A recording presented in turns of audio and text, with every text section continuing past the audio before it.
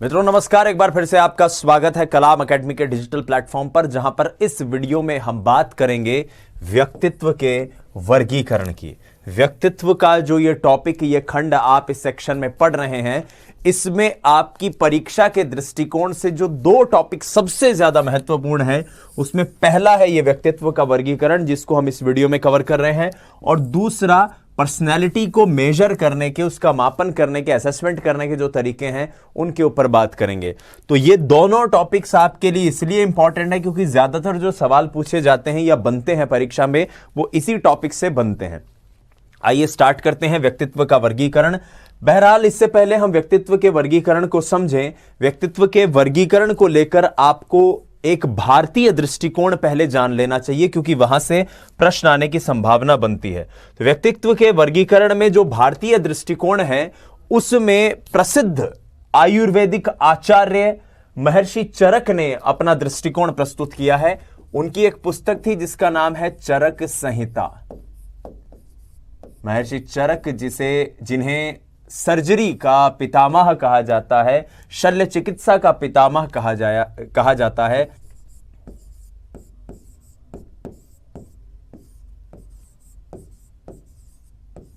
और किस आधार पर उन्होंने वर्गीकरण किया है? उन्होंने 3 ह्यूमरल तत्वों के आधार पर वर्गीकरण किया है।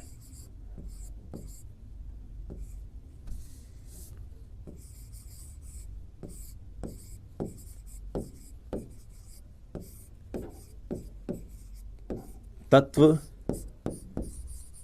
फ्लूइड, जिसके आधार पर हिपोक्रेट्स ने भी वर्गीकरण किया है, उसी के आधार पर इन्होंने भी वर्गीकरण किया है।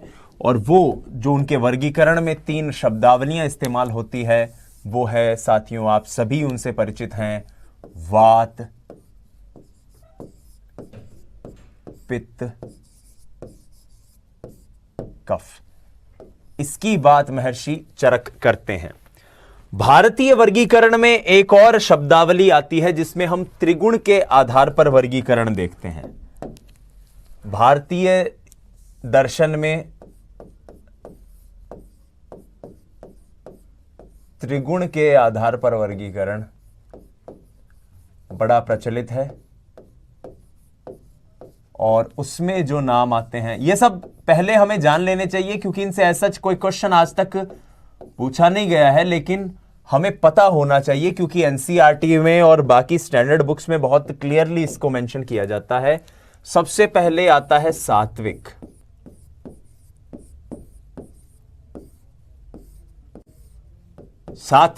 सात्विक वो लोग हैं जिनके अंदर सत्व गुण की प्रधानता होती है। तो ये एक चीज याद रखिएगा, सत्व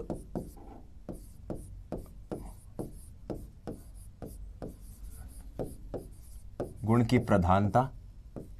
और ऐसे लोगों में जो गुण मिलते हैं वो गुण होते हैं अनुशासन,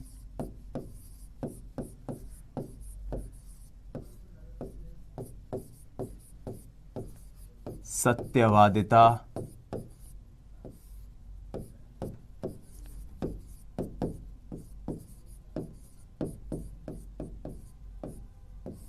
कर्तव्यनिष्ठा, विलग्नता आदि। दूसरा जो वर्गीकरण, भारतीय वर्गीकरण में दूसरा जो एक प्रकार मिलता है, सात्विक के बाद आता है राजसिक। हम कई बार कहते हैं ना, सात्विक भोजन करना चाहिए, राजसिक प्रवृत्ति के लोग, तामसिक प्रवृत्ति के लोग। तो ये राजसिक वो होते हैं जिनमें रजस गुण जो हैं उसकी प्रधानता होती है, और इसके कारण ऐसे लोग भौतिकतावादी मानसिकता के होंगे, इंद्रिय तुष्टि के लिए ये कार्य करेंगे, असूया या दूसरों के प्रति ईर्ष्या के भाव इनमें होते हैं। तो यहां पर जो 3-4 शब्द हमें राजसिक के लिए जानने हैं वो है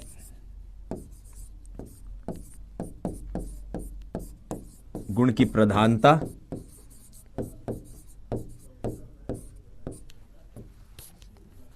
ठीक है,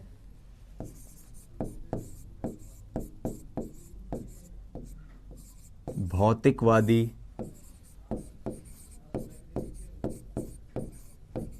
मानसिकता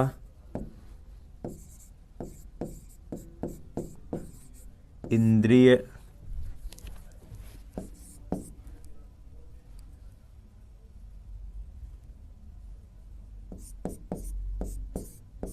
तुष्टि,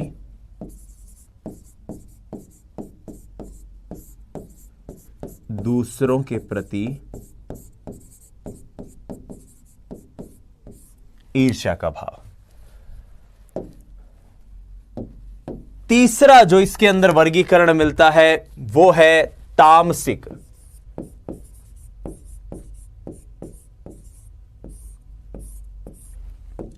तामसिक वो लोग जिनमें तम गुण की प्रधानता देखने को मिलती है, रजगुण, तम गुण और सत्व गुण। ठीक है, तामसिक कौन होंगे? जिनके अंदर आप क्रोध, घमंड, आलस्य, अनिद्रा जैसे गुण देखने को मिलते हैं।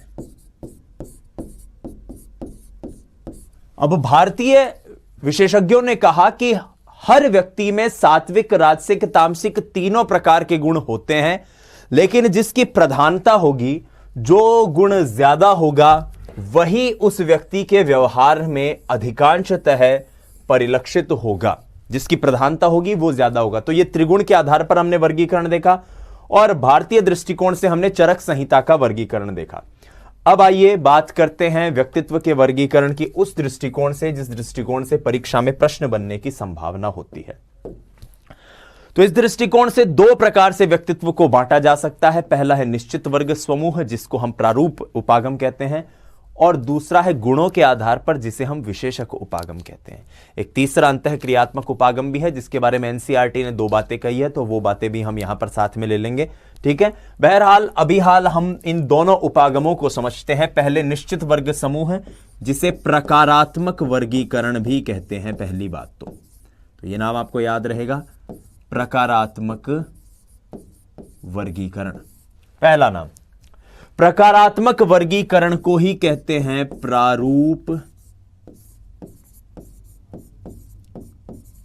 उपागम, और प्रारूप उपागम को ही अंग्रेजी में कहते हैं क्या? Type approach. ठीक है, प्रकारात्मक वर्गीकरण, प्रारूप उपागम, टाइप अप्रोच। गुणों के आधार पर जो वर्गीकरण होगा, इसके लिए एक शब्द होता है शील गुण के आधार पर वर्गीकरण। शील गुण के आधार पर वर्गीकरण, और शील गुण के आधार पर होने वाले इस वर्गीकरण को कहा जाता है विशेषक उपागम। शील गुण के आधार पर होने वाला यह वर्गीकरण क्या कहलाता है? विशेषक उपागम। इसको कहा जाता है अंग्रेजी में ट्रेट अप्रोच। आपसे मेरी गुजारिश है कि इंग्लिश के नाम साथ में याद रखिएगा। ठीक है, टाइप अप्रोच, ट्रेट अप्रोच। अब ये टाइप अप्रोच क्या है, ट्रेट अप्रोच क्या है, आइए इसको जानने की कोशिश करते हैं। सबसे पहले समझते हैं टाइप अप्रोच क्या होती है।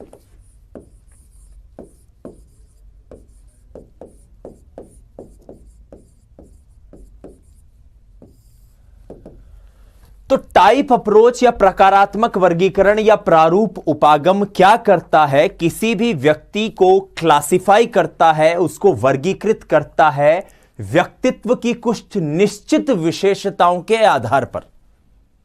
माने मेरे व्यक्तित्व की एक निश्चित विशेषता उन्होंने देख ली, तो उसके आधार पर पूरे व्यक्तित्व का वर्गीकरण कर दिया।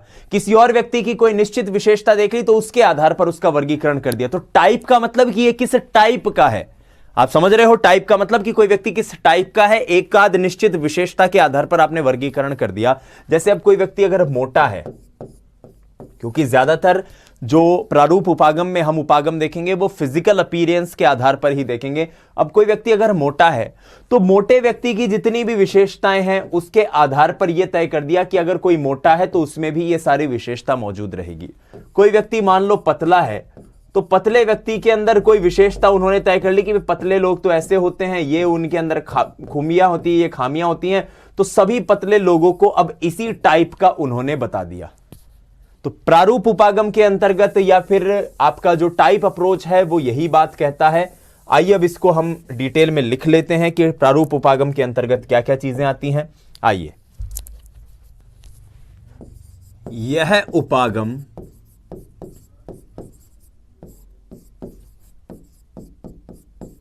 व्यक्ति के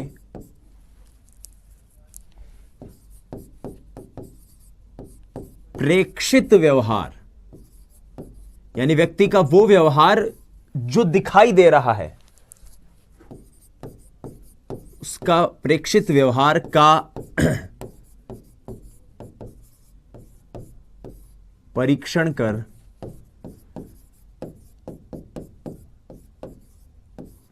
व्यक्तित्व का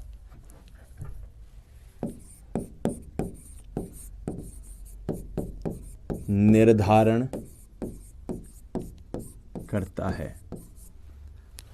ये पॉइंट क्लियर? प्रत्येक, ये सारी चीजें आपको नोट्स में लिखी हुई मिलेंगी। प्रत्येक व्यवहार परक स्वरूप किसी निश्चित प्रकार की ओर इंगित करता है। तो यहां पर क्या कहा इन्होंने, ध्यान से समझने की कोशिश कीजिए कि हर व्यक्ति का जो प्रेक्षित व्यवहार है आपको उसे देखना है, उसके आधार पर जो चीजें आपको नजर आ रही हैं और उन्हीं के आधार पर आपको उसके व्यक्तित्व का निर्धारण करना है या व्यक्तित्व को समझना है। प्रत्येक व्यवहार परक स्वरूप किसी न किसी निश्चित प्रकार को बता देगा कि भाई कोई व्यक्ति मोटा है, कोई व्यक्ति पतला है, कोई व्यक्ति गुस्सैल है, कोई व्यक्ति शर्मीला है, कोई व्यक्ति मिलनसार है, कोई व्यक्ति खुश मिजाज है, और उसी के आधार पर आप उसके वर्गीकरण को डिफाइन कर देंगे, परिभाषित कर देंगे। अब मैं आपसे पूछता हूं कि क्या यह तरीका सही है? क्या सभी लोगों को एक जैसा गुस्सा आता है? आप कहेंगे साहब ऐसा कैसे हो सकता है, किसी को गुस्सा ज्यादा आता है, किसी को कम आता है, कोई बहुत बड़ी बात होने पर भी गुस्सा नहीं करता, कोई व्यक्ति छोटी छोटी बात पर तुनक जाता है। तो ऐसे में फिर दूसरी अप्रोच आती है जिसको ट्रेट अप्रोच कहते हैं, जिसको विशेषक उपागम कहते हैं। तो दूसरी जो विधि आती है उसको हम कहते हैं क्या? Trait approach. ट्रेट अप्रोच यानी कि विशेषक उपागम। और यह विशेषक उपागम क्या कहता है? यह विशिष्ट मनोवैज्ञानिक गुणों पर बल डालेगा। एनसीईआरटी कहती है कि यह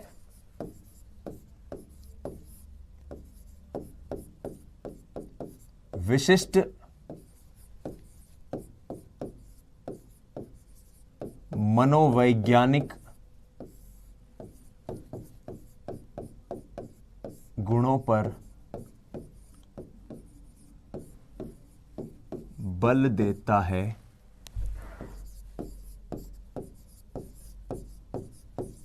जिसके आधार पर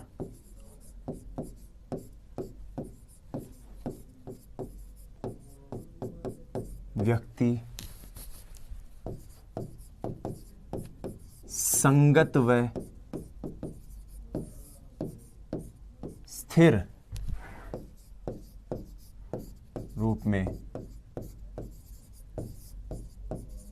भिन्न होते हैं।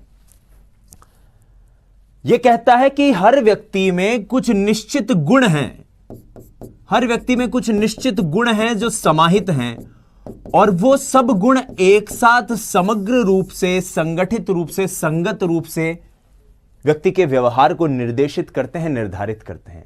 यानी कोई व्यक्ति अगर गुस्सा है तो हो सकता है वो कम गुस्सैल हो, किसी व्यक्ति को ज्यादा गुस्सा आता हो, कोई व्यक्ति कम शर्मीला हो, कोई व्यक्ति ज्यादा शर्मीला हो, कोई व्यक्ति कम सामाजिक हो, कोई व्यक्ति ज्यादा सामाजिक हो, कोई व्यक्ति अंतर्मुखी हो, बहिर्मुखी हो, तो उसमें भी कम और ज्यादा हो सकता है। तभी तो हम हैंस आइजेंक को लेकर आते हैं, अंतर्मुखी बहिर्मुखी इन्होंने तो क्लियर कर दिया था टाइप वालों ने। ये अभी जो मैं बात बोल रहा हूं, जो नए विद्यार्थी हैं कंफ्यूज नहीं होना, हम आगे अभी अगली ही कुछ मिनट बाद इसी चीज को समझेंगे।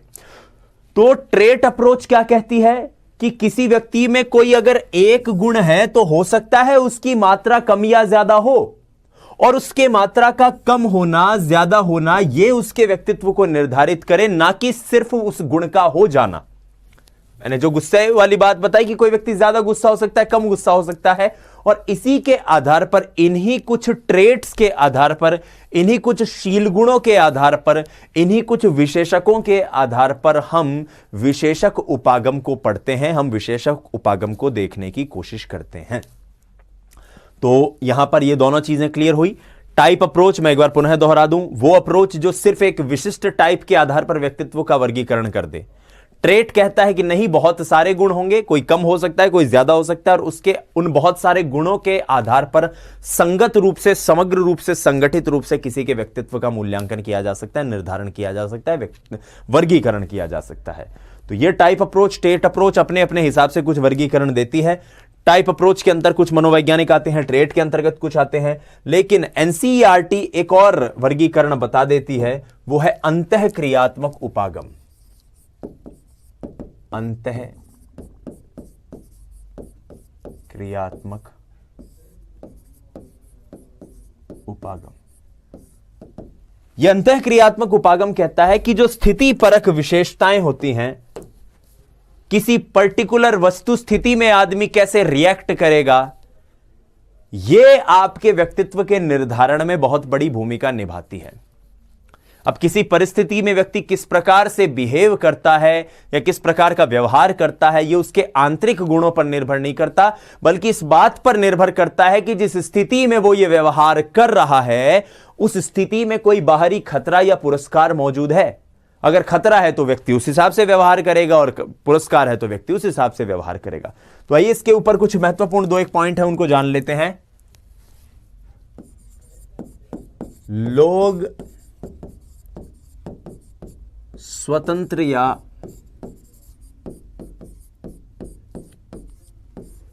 आश्रित व्यवहार करेंगे। लोग स्वतंत्र व्यवहार करते हैं या आश्रित व्यवहार करते हैं, यह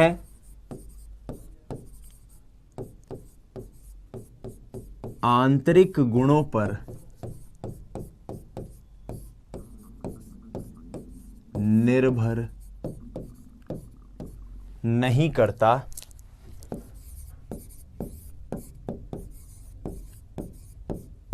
वरन यानी अपितु या बल्कि उस स्थिति से संबंधित बाह्य पुरस्कार या खतरे पर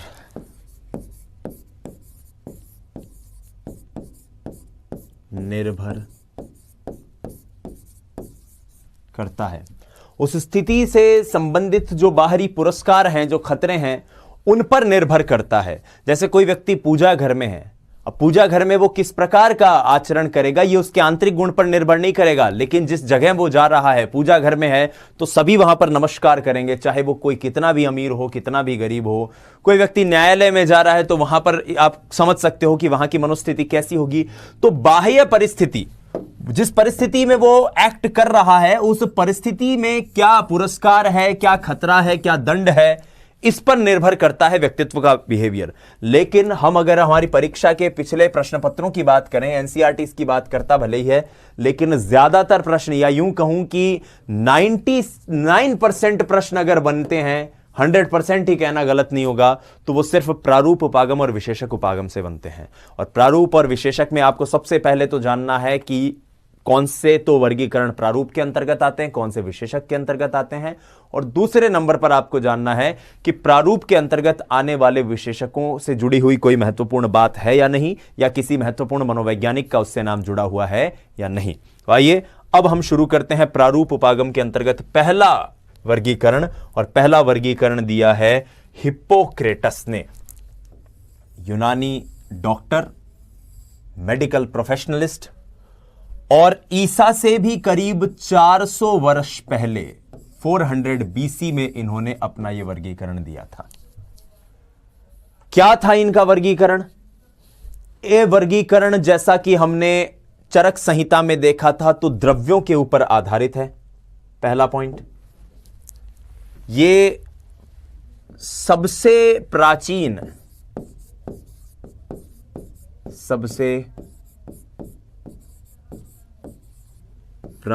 वर्गीकरण है।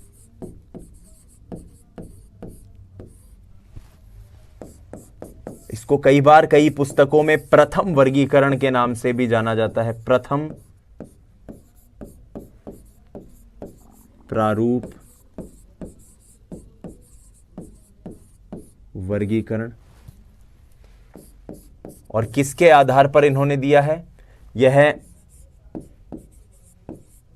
फ्लूइड ह्यूमर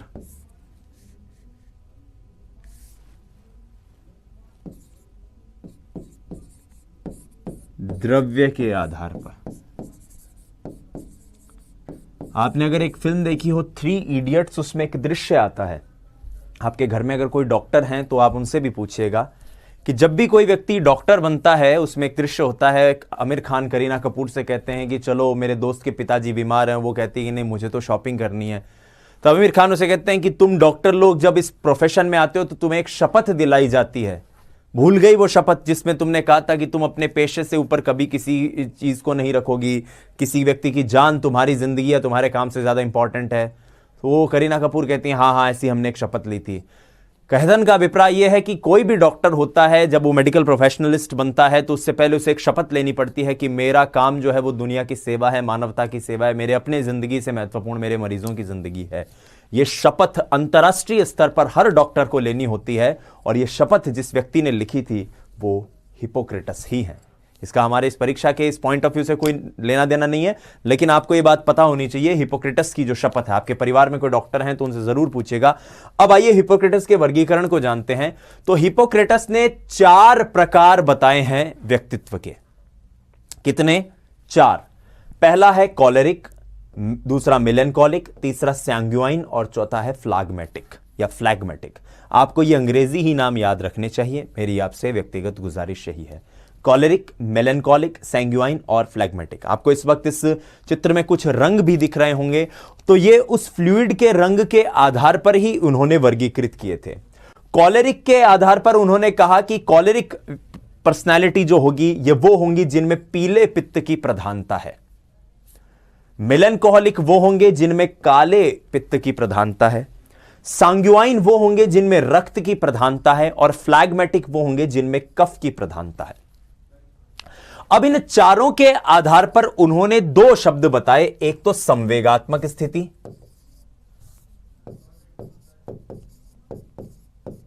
संवेगात्मक स्थिति, और दूसरी बताई शारीरिक स्थिति। हिपोक्रेट्स कहते हैं कि संवेगात्मक और शारीरिक, ये जो दोनों स्थितियां हैं व्यक्ति की, ये इन्हीं द्रव्यों के द्वारा या इन्हीं फ्लूइड्स के द्वारा नियंत्रित होती है और उसके आधार पर किसी के व्यक्तित्व का वर्गीकरण किया जा सकता है।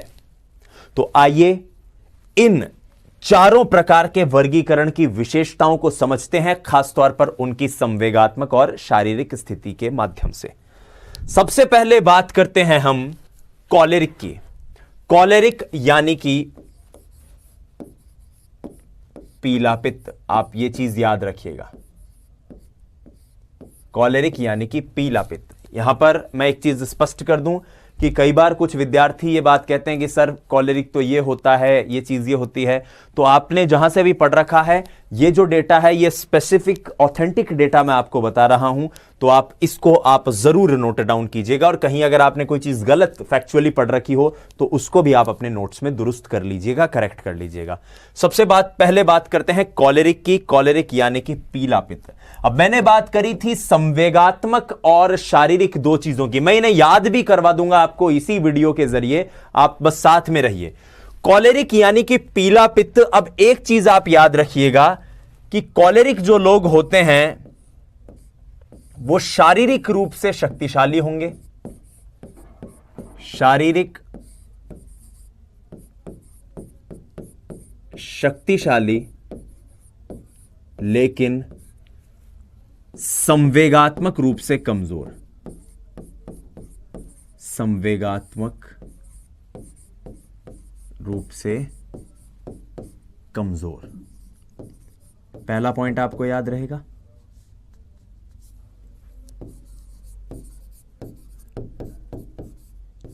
शारीरिक रूप से शक्तिशाली, संवेगात्मक रूप से कमजोर। ये जो लोग होंगे ये चिड़चिड़े और बेचैन स्वभाव के होते हैं, याद रहेगा ये।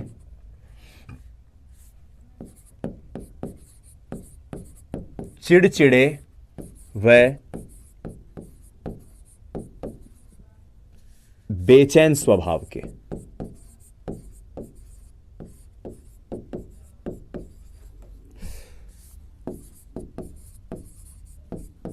इनका स्वभाव चिड़चिड़ा बेचैन होगा। तो शारीरिक रूप से शक्तिशाली, संवेगात्मक रूप से कमजोर, चिड़चिड़े और बेचैन स्वभाव के होंगे।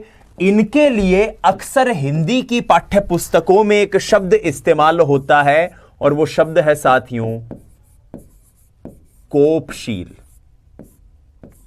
कोपशील एक शब्द है, क्योंकि जो संवेगात्मक रूप से कमजोर होगा जाहिर सी बात है वो चिड़चिड़ा होगा। क्लियर है। शारीरिक रूप से शक्तिशाली है तो इसीलिए गुस्सा करेगा, तो उसे पता है अपन गुस्सा करेंगे तो सामने वाले को दो झापड़ भी मार के आ सकते हैं, लड़के भी आ सकते हैं। तो ये आपको कोलेरिक मेरे ख्याल से याद रहेगा। अब आगे बात करते हैं। देखिए फिर आता है फ्लैग्मेटिक। फ्लैग्मेटिक के लिए आप एक बात याद रखिएगा, कफ की प्रधानता इन लोगों में होगी। इससे पहले वर्गीकरण में भी हमने देखा था फ्लैग्मेटिक यानी कफ, कॉलेरिक यानी कि पीला पित्त। मैं इसके बाद सीधा यहां इसलिए आ रहा हूं क्योंकि जो शारीरिक और संवेगात्मक स्थिति है इसको ठीक आप उलट देंगे तो आपको कॉलेरिक लोग मिल जाएंगे। कैसे, क्या है इनकी विशेषता? कॉलेरिक क्या था? शारीरिक रूप से शक्तिशाली, संवेगात्मक रूप से कमजोर। फ्लैग्मेटिक क्या होंगे? संवेगात्मक रूप से स्थिर, शारीरिक रूप से अस्थिर या शारीरिक रूप से कमजोर। तो संवेगात्मक रूप से स्थिर,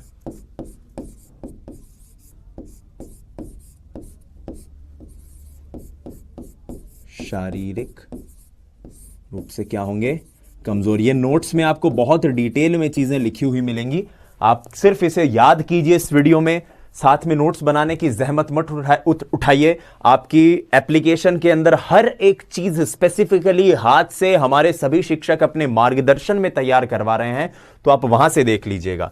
संवेगात्मक रूप से स्थिर, शारीरिक रूप से कमजोर, ऐसे लोगों को अगर हम वर्गीकृत करते हैं जब फ्लैग्मेटिक लोगों को, तो ये सुस्त होंगे, शांत होंगे, निष्क्रिय होंगे, आनंद युक्त होंगे। ये इनकी कुछ बातें हैं। अब इनको लेकर हिंदी की पाठ्य पुस्तकें एक नाम इस्तेमाल करती हैं अक्सर, और ये नाम है विरक्त।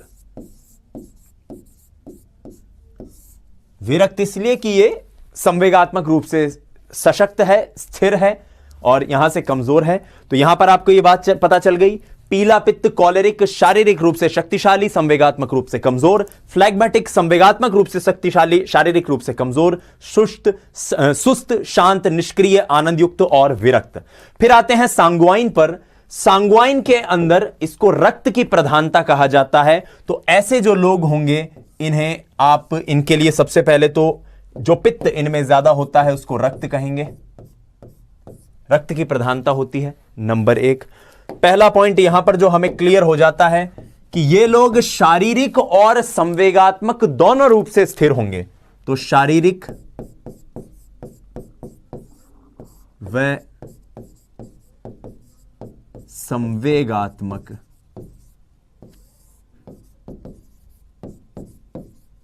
स्थिरता, शारीरिक व संवेगात्मक स्थिरता।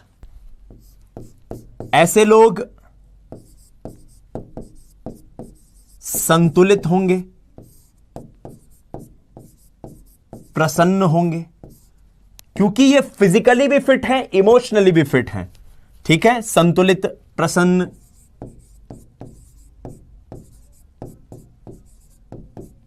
खुशमिजाज। हिंदी की पुस्तकें इनके लिए एक शब्द इस्तेमाल करती है और वो शब्द है आशावादी। ये याद रखिएगा, इन्हें आशावादी भी कहा जाता है। तो यहां पर लोग शारीरिक, संवेगात्मक दोनों रूप से स्थिर हैं। चौथा जो वर्गीकरण आता है मेलैंकोलिक का, काला पित्त, जिसके लिए हम एक टर्म इस्तेमाल कर रहे हैं। ठीक है, काला पित्त। तो ये लोग कैसे होंगे?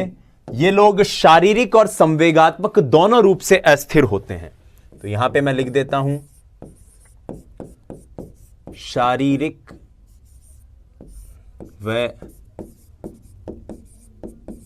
संवेगात्मक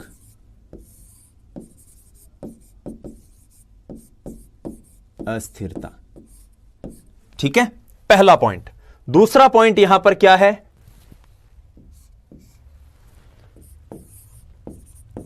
उदास,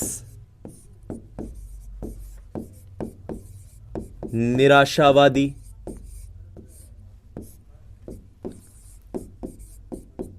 शक्तिहीन, मंद। क्योंकि ना तो फिजिकली कंफर्टेबल है, ना इमोशनली कंफर्टेबल है, और ऐसे लोगों के लिए एक टर्म हिंदी की पाठ्य पुस्तकों में इस्तेमाल होता है और वो होता है विवादी। विवादी शब्द इनके लिए इस्तेमाल होगा। ठीक है, तो आप ये चीज याद रखिएगा। व्यक्तित्व के निर्धारण में जो हिपोक्रेट्स का वर्गीकरण है वो हमने अभी देखा।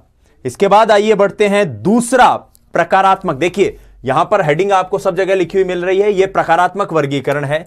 दूसरा प्रकारात्मक वर्गीकरण जो आता है वो आता है शेल्डन साहब का। शेल्डन साहब ने 1940 में एक शब्द दिया था और उसी शब्द के आधार पर उन्होंने व्यक्तित्व का वर्गीकरण किया था। उस दौरान उनकी एक पुस्तक आई थी जिस पुस्तक का नाम था एटलस ऑफ अ मैन।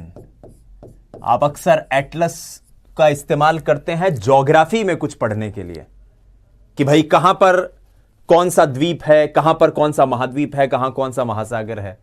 तो एक मनुष्य को या उसकी ज्योग्राफी को समझने के लिए, यानी उसके शरीर के ढांचे को समझने के लिए उन्होंने यह टैक्सोनॉमी इजाद करी अपनी किताब में एटलस ऑफ अ मैन में, और उस टैक्सोनॉमी का नाम है सोमैटोटाइप।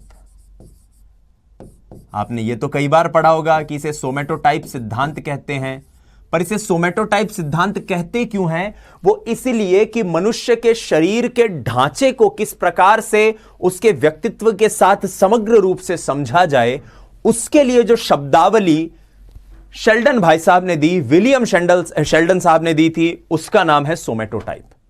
अब शेल्डन साहब 3 प्रकार के वर्गीकरण की बात करते हैं या 3 प्रकार के व्यक्तित्व की बात करते हैं व्यक्ति के शरीर के ढांचे के हिसाब से।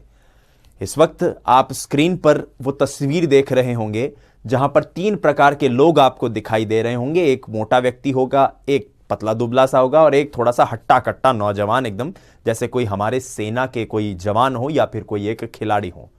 तो इन्हीं तीनों के आधार पर, एंडोमॉर्फिक, एक्टोमॉर्फिक, मीजोमॉर्फिक के आधार पर उन्होंने व्यक्तित्व का वर्गीकरण किया। अब आइए तस्वीर को रवाना करते हैं और इसके ऊपर लिखने की कोशिश करते हैं। सबसे पहले बात करते हैं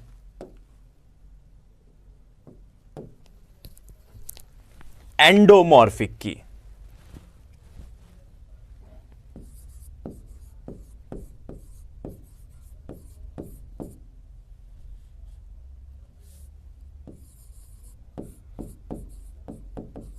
हिंदी में भी अगर आप इन्हें याद करें तो आपको एंडोमॉर्फिक ही याद करना है।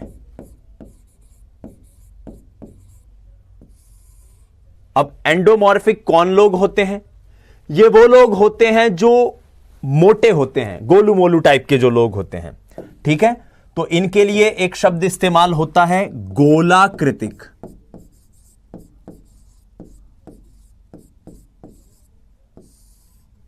गोल मटोल लोग होते हैं, हमें भी मजा आता है, कोई हमारा गोलू मोलू सा दोस्त होता है, उसके गालों को इस तरह से अपन हिलाते हैं, करते हैं ना। तो ऐसे लोग कौन से होते हैं? मोटे लोग होते हैं, मोटे लोग। अब इनके मोटापे के आधार पर इनके व्यक्तित्व की जो विशेषताएं शेल्डन साहब ने बताई हैं वो कैसी होगी कि ऐसे लोग मिलनसार होते हैं, सामाजिक होते हैं, मृदुल होते हैं और खुश मिजाज होते हैं।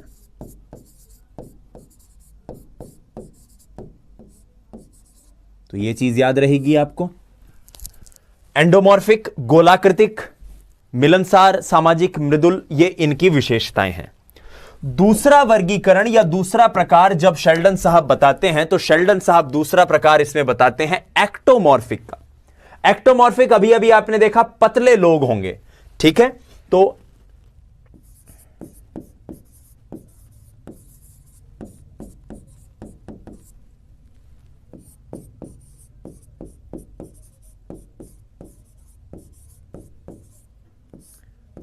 एक्टोमॉर्फिक कौन होंगे? एक्टोमॉर्फिक वो होंगे जो बहुत पतले दुबले, हाइट काफी ज्यादा, पतले दुबले, शरीर में ज्यादा एक तरह से कह सकते हैं मांस जो है वो नहीं है। तो ऐसे लोगों के लिए हम जब हिंदी में ट्रांसलेशन करा हम लोगों ने, जब इनके इस सिद्धांत को समझने के लिए, तो एक शब्द दिया लंबाकृतिक।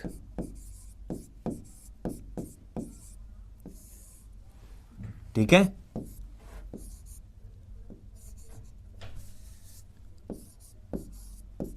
पतले, लंबे, सुकुमार। ऐसे लोगों के बारे में शेल्डन साहब कहते हैं कि ये कुशाग्र बुद्धि वाले होते हैं, बहुत ज्यादा इंटेलिजेंट होते हैं, कुशाग्र बुद्धि।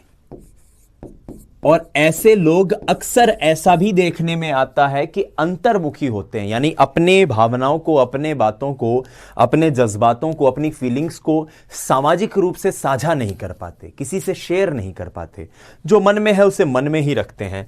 तो कुशाग्र बुद्धि और अंतर्मुखी किस्म के जो ये व्यक्ति होंगे, इनको हम किसके अंतर्गत रखेंगे?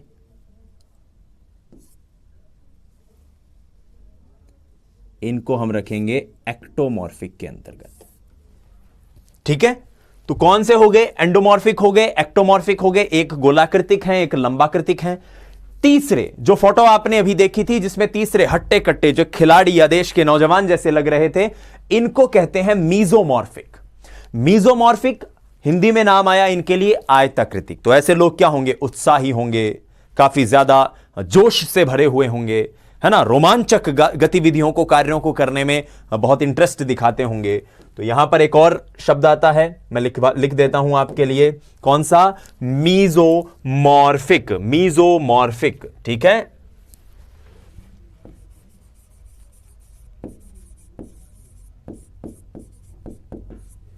मीजोमॉर्फिक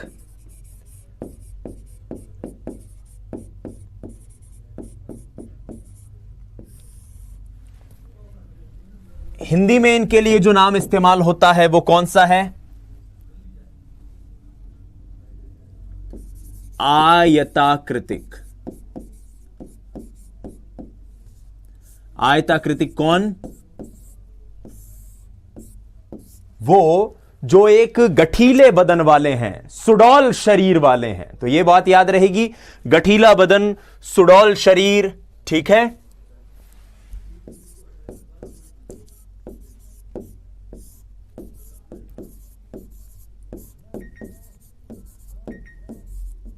मजबूत पेशीय समूह। ऐसे लोग साहसी प्रवृत्ति के होंगे, साहसी और ऊर्जा से परिपूर्ण। तो ये आप याद रखिएगा, शेल्डन का वर्गीकरण, ये तीन नाम आपको याद रखने हैं। तीनों नाम किस तरह के शरीर के आधार पर रखे गए हैं ये याद रखना है, और साथ में याद रखना है एंडोमॉर्फिक, एक्टोमॉर्फिक और मीजोमॉर्फिक टाइप के जो लोग होते हैं उनकी क्या क्या विशेषताएं होती हैं। अब शारीरिक वर्गीकरण के आधार पर ही एक और मनोवैज्ञानिक हैं, उन्होंने भी वर्गीकरण किया। उनका नाम होता है साथियों क्रैशमर। अक्सर ऐसा भी पूछ लिया जाता है परीक्षा में कि शेल्डन के वर्गीकरण के अनुसार एक्टोमॉर्फिक कौन होंगे। अक्सर यह पूछ लिया जाता है कि क्रैशमर के वर्गीकरण के अनुसार कोई व्यक्ति कैसा होगा। अक्सर ऐसा भी पूछ लिया जाता है कि कोई व्यक्ति शेल्डन के अनुसार अगर एक्टोमॉर्फिक है तो क्रैशमर के अनुसार कैसा होगा। तो आइए अब हम क्रैशमर को जानने की कोशिश करते हैं, क्रैशमर के वर्गीकरण को समझने की कोशिश करते हैं। शेल्डन भाई साहब ने 3 बातें करी थी, ये बातें करते हैं 4। सेम चीज है, कुछ भी अंतर नहीं है, सिर्फ नाम अलग अलग हमें पढ़ने हैं। तो क्रैशमर के जो 4 नाम हैं वो कौन कौन से होंगे देखिए। पहला है पिकनिक टाइप। कौन सा? Picnic type. तो सबसे पहले बात करते हैं पिकनिक टाइप की।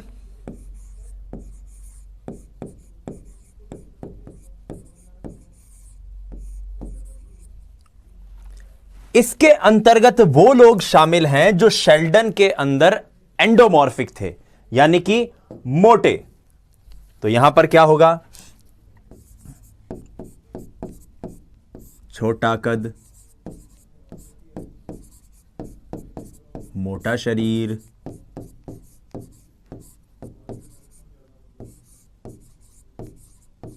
मिलनसार,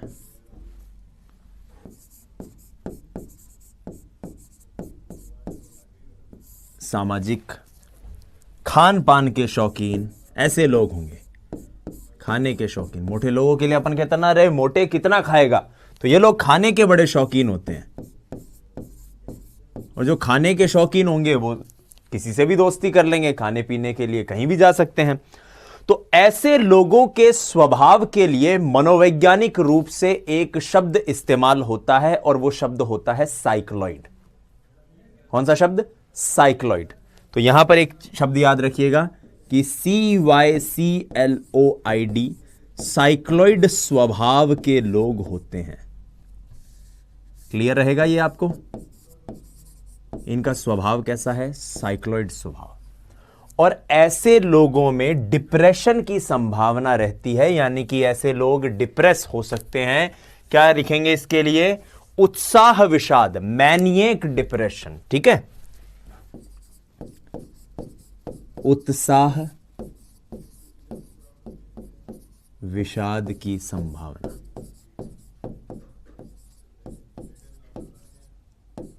तो ये 2 टर्म आपको याद रहेगी।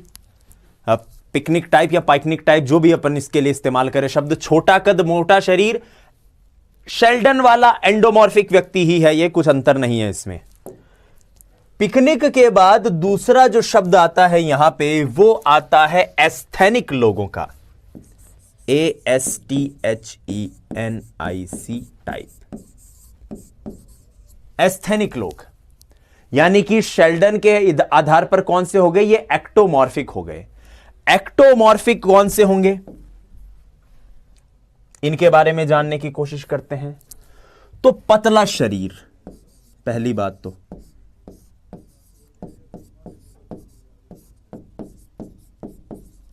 सामान्य से कम वजन,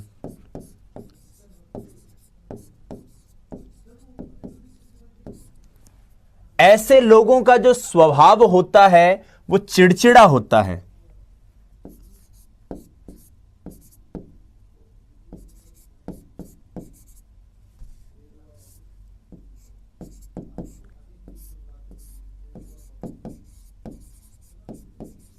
चिड़चिड़ा स्वभाव। तो वहां पर ये शेल्डन के आधार पर कौन से हो गए? ये हो गए एक्टोमॉर्फिक। अब ऐसे लोगों के लिए भी जो इनका व्यक्तित्व होता है उसके लिए 2 शब्द इस्तेमाल हुए हैं। पहला, सीजॉइड किस्म की इनकी प्रकृति होती है। सीजॉइड प्रकार का वर्गीकरण है या प्रकार का व्यक्तित्व है, या सीजॉइड स्वभाव है। जैसे ये साइक्लॉइड था, ये सीजॉइड है स्वभाव। और मनोवैज्ञानिक विकारों में एक विकार होता है मनोविदालता, उससे ये लोग ग्रसित हो सकते हैं, इसकी संभावना रहती है। तो विदालता की संभावना, मनोविदालता की ऐसे लोगों में संभावना रहती है। तो आपको ये सारी चीजें क्लियर हो गई, ठीक है। पिकनिक टाइप, एस्थेनिक टाइप, छोटा कद, पतला शरीर, साइक्लॉइड, सिजॉइड, सारी चीजें क्लियर। तीसरे लोग, वो लोग जो वहां पर हट्टे कट्टे थे, स्वस्थ थे, तंदुरुस्त थे, वह यहां पर क्या कहलाएंगे? वो एथलेटिक कहलाएंगे। तो ये हमें एकदम क्लियर है, क्योंकि एथलेटिक से हम याद भी रख सकते हैं इस शब्द को, ठीक है। तो लिखिए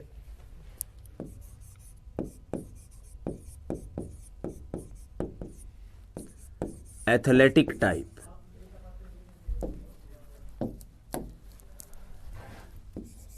स्वस्थ,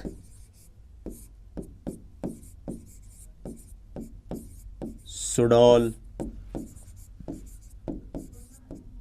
मजबूत शरीर, ठीक है। स्वस्थ रहेंगे, सुडौल रहेंगे, शरीर एकदम तंदुरुस्त है, मजबूत है। एक इनके व्यवहार से जुड़ी हुई कुछ बातें हैं जो आप याद रखिएगा। पहली बात तो क्योंकि शारीरिक रूप से भी स्वस्थ हैं, मानसिक रूप से भी स्वस्थ हैं, संवेगात्मक रूप से भी स्वस्थ हैं, तो ऐसे लोगों का व्यक्तित्व ना तो ज्यादा चंचल होता है, ना ही ज्यादा गंभीर, उत्साही, उत्साह, रोमांच से परिपूर्ण। और उत्साह भी ऐसा नहीं है, उत्साह का मतलब आप ऐसे मत समझ लेना कि जैसे ही अपने पिकनिक टाइप वाले जो लोग हैं बहुत ज्यादा उत्साही होते हैं, नहीं नहीं, एकदम पूरा बैलेंस वे में चीजें होती है। तो संतुलित स्वभाव होगा इनका। कैसा स्वभाव होगा? संतुलित स्वभाव। फिजिकली फिट है, मेंटली फिट है, इमोशनली फिट है। तो यहां पर ये चीजें हमने पिकनिक, एस्थेटिक, एथलेटिक के बारे में जान ली, ठीक है, सारी चीजें। अब एक नाम और आता है, वो आता है डाइप्लास्टिक का। उनको हम क्या कहते हैं? डाइप्लास्टिक। तो जो लोग इन तीनों में ही समाहित नहीं होते कैशमर के अनुसार, उनको डाइप्लास्टिक के अंतर्गत रख दिया जाता है। क्लियर रहेगा ये पॉइंट? तो ये लिख लीजिए यहां पर, डाइप्लास्टिक उपर्युक्त में से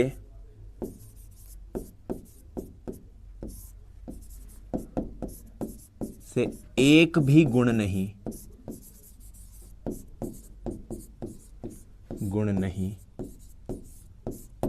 अपितु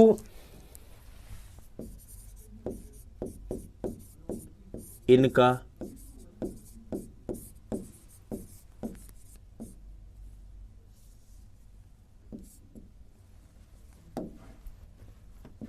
मिला जुला स्वरूप देखने को मिलता है। तो क्रैशमर, शेल्डन बहुत बार परीक्षा में पूछे गए हैं। विभिन्न परीक्षकों के सबसे फेवरेट टाइप थ्योरी के अंदर मनोवैज्ञानिक हैं शेल्डन और क्रैशमर। कैसे क्वेश्चन आ सकते हैं? क्वेश्चन सीधा आ जाए कि कोई व्यक्ति पतला है, उसका वजन कम है, स्वभाव चिड़चिड़ा है, तो ये क्रैशमर के अनुसार कौन से वर्गीकरण को आएगा बताएगा? तो ये एस्थेटिक बताएगा। इस तरह के क्वेश्चन आएंगे और इसी से जुड़े हुए प्रश्न आपके पूछे जाने की संभावना है। एस्थेनिक, माफ कीजिएगा, एस्थेटिक नहीं है, एस्थेनिक है, ठीक है। क्लियर है आपको? आइए अब आगे बढ़ते हैं और कार्ल युंग का वर्गीकरण जानने की कोशिश करते हैं। युंग, कार्ल युंग जो सिगमंड फ्राइड के विद्यार्थी भी थे, और कार्ल युंग ने, हम आगे पढ़ेंगे भी, व्यक्तित्व का जब मापन पढ़ेंगे तो उसमें कार्ल युंग के द्वारा 100 शब्दों की सूची उन्होंने तैयार करी, वो भी जानेंगे। बहरहाल यहां पर युंग को क्यों पढ़ रहे हैं हम? यहां पर युंग को पढ़ना इसलिए जरूरी है कि हम अक्सर आम भाषा में दो शब्द इस्तेमाल करते हैं। एक शब्द है इंट्रोवर्ट और दूसरा शब्द है एक्सट्रोवर्ट। इंट्रोवर्ट जिसको हम कहते हैं अंतर्मुखी, और एक्सट्रोवर्ट कौन सा होता है? बहिर्मुखी। ये अंतर्मुखी और बहिर्मुखी नाम से दो व्यक्तित्व हो सकते हैं किसी भी व्यक्ति के, या व्यक्तित्व के ये दो प्रकार हो सकते हैं किसी भी व्यक्ति के। इन व्यक्तित्वों के दो प्रकारों का दुनिया से साक्षात्कार जिस मनोवैज्ञानिक ने करवाया था वो थे कार्ल युंग। कार्ल यूंग के बारे में मैं आपको एक छोटी सी बात बता दूं, ज्यादा ये मनोवैज्ञानिक बात नहीं है। हम जब अंग्रेजी में कार्ल यूंग लिखते हैं तो जंग लिखते हैं, और कई बार हम हिंदी में इसको लिखते हैं युंग। तो कई बार विद्यार्थी कंफ्यूज रहते हैं कि सर इसको कार्ल जंग पढ़ें या फिर इसको कार्ल युंग पढ़ें। तो मैं आपको एक बड़ी सरल सी बात बताता हूं कि हम जब ईसाई जो गुरु हुए हैं जिनको हम जीसस क्राइस्ट कहते हैं, तो जीसस क्राइस्ट को हम जे से जीसस कहते हैं, लेकिन जब हम हिंदी में उनको पढ़ते हैं तो हम उनका नाम यीशु पढ़ते हैं, जय को यह पढ़ते हैं। कार्ल युंग को जंग युंग, जो भी ये एक डिबेट है वो सिर्फ इसके उच्चारण की यही है कि जय और यह को किस प्रकार से अंग्रेजी से हिंदी में बोला गया है। बहरहाल ये हमारे डिबेट का हिस्सा नहीं है, परीक्षा में भी कभी नहीं पूछा जाएगा कि तुम युंग का वर्गीकरण पढ़ रहे हो कि जंग का, लेकिन आपको पता होना चाहिए कि इनको अंग्रेजी में कार्ल जंग लिखते हैं, JUNG। क्यों लिखते हैं और क्यों इसका उच्चारण ऐसा है ये मैंने आपको बता दिया। आइए अंतर्मुखी और बहिर्मुखी के आधार पर जो इन्होंने वर्गीकरण किया उसको समझते हैं। समझने में इतनी सी बात है कि अंतर्मुखी वो लोग होते हैं जो अपने मन के विचारों को अंदर रख लेंगे। अंतर मतलब अंदर, अपने मन के विचार बाहर किसी से साझा नहीं करेंगे। तो ये लोग मिलनसार नहीं होंगे, ज्यादा किसी से बात नहीं करेंगे, अपने भावों को अपने अंदर तक ही सीमित रख लेंगे। और बहिर्मुखी वो होंगे जो जी में आया अपने, जिसको अपन कहते हैं ना मुंहफट, अपनी बात को सामने वाले को उसी वक्त बोल देना कि यार मेरे को ये चीज है आपकी पसंद नहीं आ रही है, या मेरे ये भाव है, मेरे ये विचार है, मैंने आप तक पहुंचा दिए। तो बहिर्मुखी वो जो अंदर के भावों को बाहर ले जाए या बाहर प्रदर्शित कर दे, प्रकाशित कर दे। और अंतर्मुखी वो जो अंतर के भावों को अंदर ही रहने दे, बाहर आने ही ना दे। बस इसी के आधार पर यह पूरा वर्गीकरण है। आइए अंतर्मुखी और बहिर्मुखी को हम कुछ पॉइंट्स के जरिए, एक तरह की एक टेबल के जरिए समझने की कोशिश करते हैं। तो एक तरफ तो मैं आपको अंतर्मुखी बताता हुआ चलूंगा, माफ कीजिएगा, एक तरफ बहिर्मुखी बताता हुआ चलूंगा। एक ही बात है, बहिर्मुखी अंतर्मुखी।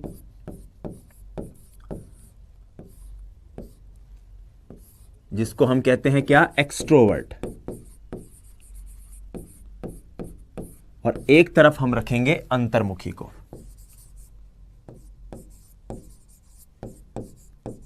अंतर्मुखी जिनको हम कहते हैं इंट्रोवर्ट। ठीक है साथियों, आइए अब इनकी विशेषताओं को जानने की कोशिश करते हैं। तो सबसे पहले बहिर्मुखी, वो जो बात मैंने आपको बोली थी एज इट इज उसी बात को समझेंगे कि ये लोग अपनी भावनाओं को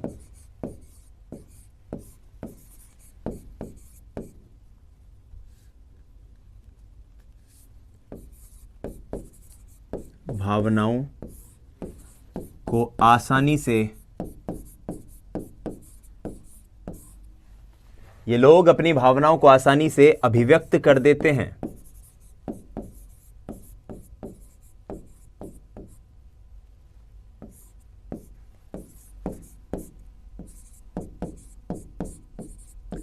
जबकि अंतर्मुखी जो होते हैं वो अपनी भावनाओं को आसानी से अभिव्यक्त नहीं कर पाते। अपनी भावनाओं को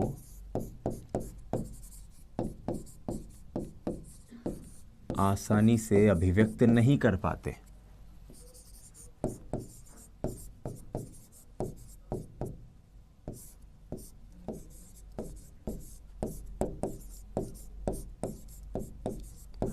अब जो अपनी भावनाओं को आसानी से अभिव्यक्त करेगा, इसी एक पॉइंट से हम सारे पॉइंट याद करने की कोशिश करेंगे।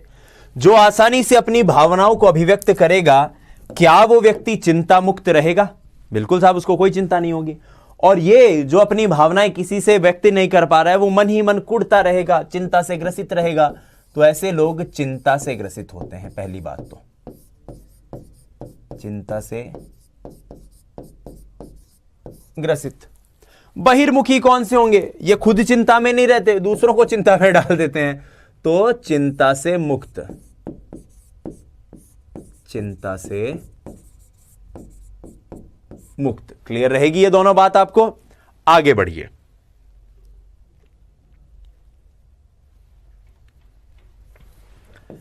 ऐसे लोग देखिए सामाजिक होंगे,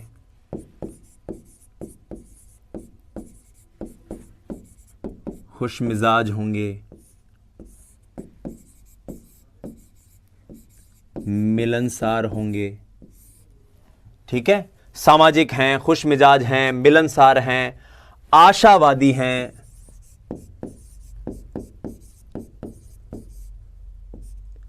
और यथार्थवादी हैं, प्रैक्टिकल हैं। ऐसे काम करेंगे जिनसे लोगों से प्रत्यक्ष जुड़ने का अनुभव हो। कई बार कुछ लोग कहते हैं ना कि यार कोई कहता है कि यार आप एक काम क्यों नहीं करते, आप एक एक्टर क्यों नहीं बन जाते, या फिर आप राजनीति में क्यों नहीं उतर जाते। कई बार हम हमारे गांव पड़ोस में कोई ऐसा व्यक्ति हो जो बहुत गंभीर हो, बहुत जिसकी इज्जत हो मार्केट में, तो हम क्या कहते हैं कि यार आप पॉलिटिक्स क्यों नहीं ज्वाइन कर लेते। तो उनका जवाब क्या होता है कि मैं राजनीति नहीं कर सकता क्योंकि मुझे भाषण देना नहीं आता, मैं 4-5 लोगों से साथ जब बात करता हूं तो मैं घबरा जाता हूं। यानी अंतर्मुखी लोग ऐसे पेशे नहीं चुन सकते जिनमें लोगों से प्रत्यक्ष जुड़ने का काम हो। बहिर्मुखी लोग आशावादी होंगे, यथार्थवादी होंगे, और ऐसे पेशे चुनेंगे जिन पेशों में दूसरों से मिलने का काम हो। ठीक है, यह बात आप याद रखिएगा। तो यह सामाजिक है, खुशमिजाज हैं, मिलनसार हैं। जो हमारे अंतर्मुखी हैं वो कैसे होंगे, वो थोड़े शर्मीले स्वभाव के होंगे साहब।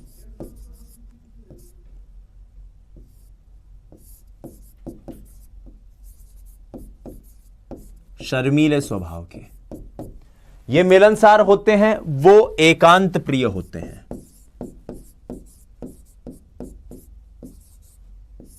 अकेले रहना पसंद करते हैं, ज्यादा किसी से मिलते जुलते नहीं हैं, ज्यादा मिलते जुलते नहीं हैं, एकांत प्रिय हैं। तो आप ऐसे कह सकते हैं कि थोड़े कम सामाजिक होते हैं ये।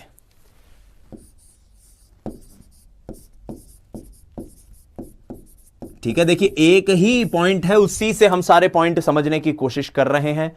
और इस कारण कई बार इन्हें लगता है कि यार सब लोग बाहर चले गए, बाजार चले गए, मार्केट में चले गए, शादी में चले गए, ये अपने आप में थोड़े से निराश हो जाते हैं, चिंताग्रस्त पहले से ही हैं। तो अक्सर ऐसा भी देखा जाता है कि इनका स्वभाव थोड़ा सा चिड़चिड़ा होता है। ठीक है, थोड़ा सा चिड़चिड़ा स्वभाव होता है।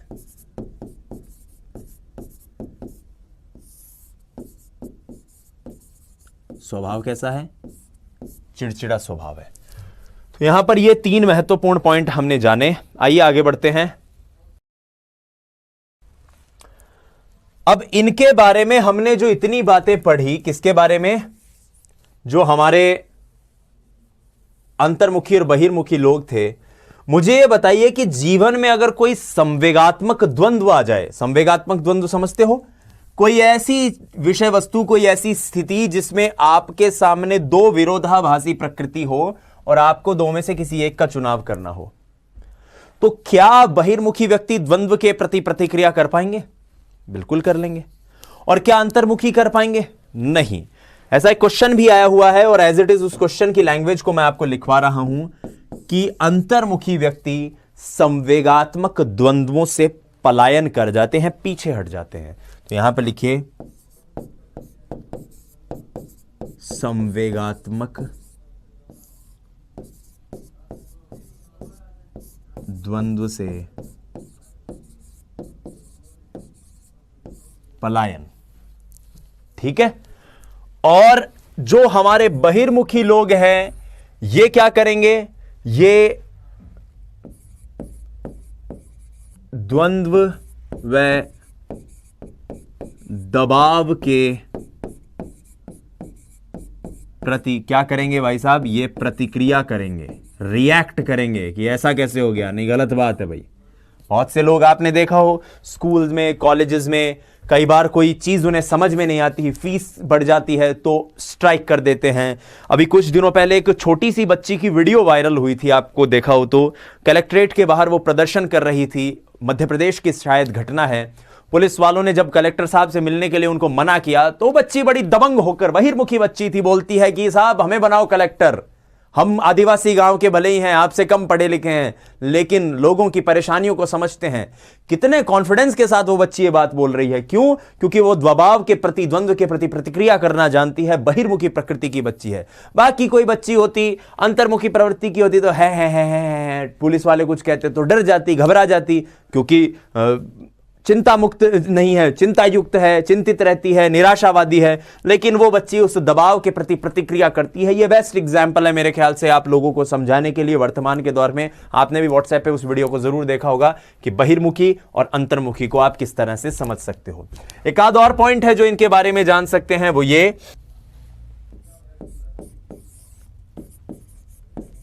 कि व्यवहारिक जीवन में कुशल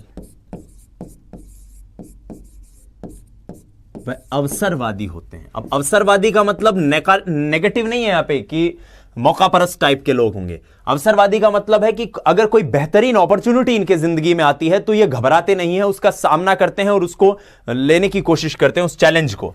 ठीक है, अवसरवादी। वहीं इस प्रकार के जो लोग होंगे ये अध्ययनशील और मननशील होते हैं। चिंतन, अध्ययन, मनन। अब अगर कोई व्यक्ति बहिर्मुखी है तो मैंने जैसा आपको एक नेताजी वाला उदाहरण दिया था, वो किस प्रकार के पेशे को अपना सकता है, तो साहब वो व्यक्ति एक्टर बन सकता है, वो व्यक्ति राजनेता बन सकता है, खिलाड़ी बन सकता है, हाँ या ना। तो ऐसे व्यक्ति राजनेता, खिलाड़ी, अभिनेता,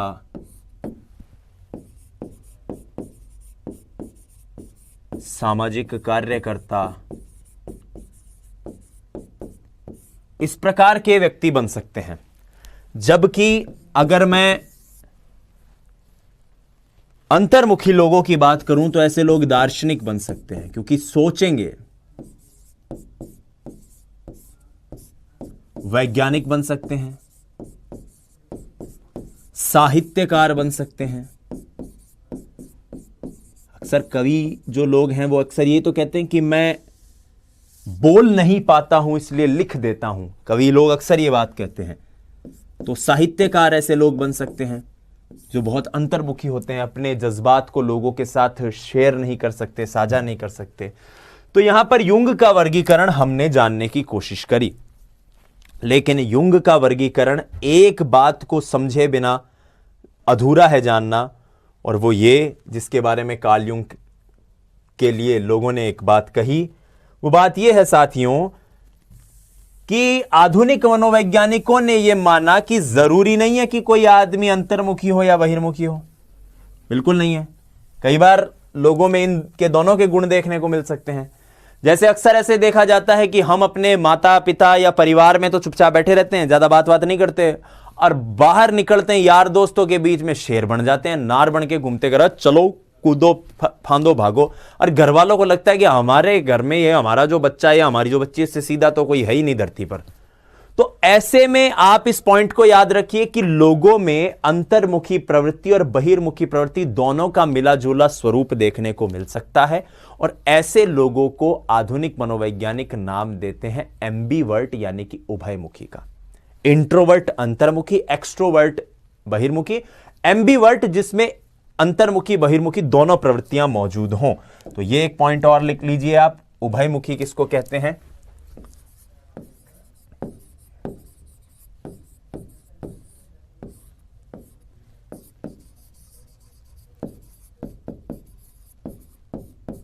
एम्बीवर्ट। ठीक है, क्या लिखेंगे इसके बारे में?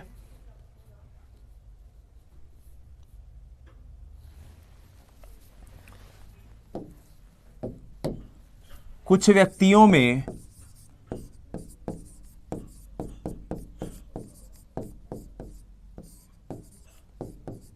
अंतर्मुखी व बहिर्मुखी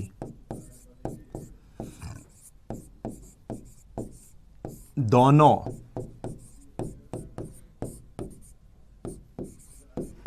प्रकार के गुण परिलक्षित होते हैं।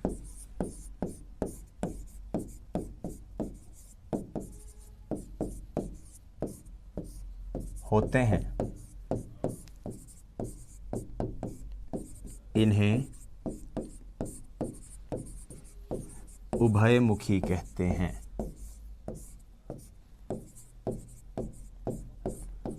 तो इस वीडियो में हम यहीं तक रखते हैं। वीडियो का अगला पार्ट, वर्गीकरण का जो आगे का भाग है वो इसके आगे है। युंग के बाद हम फ्रीडमैन और रोजनमैन का वर्गीकरण समझेंगे, वो नेक्स्ट वीडियो में आपको मिलेगा। और फिर उसके बाद हम प्रॉपरली, जैसा हम हर वीडियो के लास्ट में रिवीजन करते हैं ना 5 मिनट में कि भाई हमने पूरा इस टॉपिक में क्या पढ़ा, उसको फिर हम उस वीडियो के एंड में, यानी इसके नेक्स्ट जो वीडियो है उसके एंड में जरूर देख लेंगे। चलिए, धन्यवाद। जय हिंद, वंदे मातरम। स्वस्थ रहिए, मस्त रहिए, अपनी तैयारी में व्यस्त रहिए। नमस्कार।